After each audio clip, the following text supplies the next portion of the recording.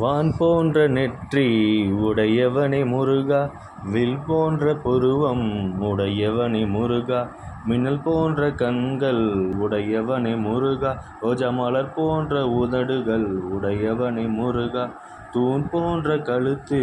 உடையவனே முருகா, மலை போன்ற கைகள் உடையவனே முருகா, உலகை தாங்கும் கால்கள் உடையவனே முருகா, பொன்னிற மேனி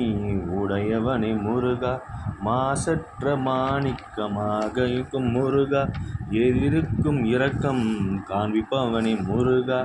மண்ணை பொன்னாய் மாற்றும் எங்கள் முருகா, கல்லை கனியாய் மாற்றும் எங்கள் முருகா, தகப்பனாய் வழி நடத்தும் எங்கள் முருகா, தாயாய் அரவணைக்கும் எங்கள் முருகா, எங்கள் குழந்தையாய் இருக்கின்ற முருகா, அன்னதான கடலாய் விளங்கும் முருகா.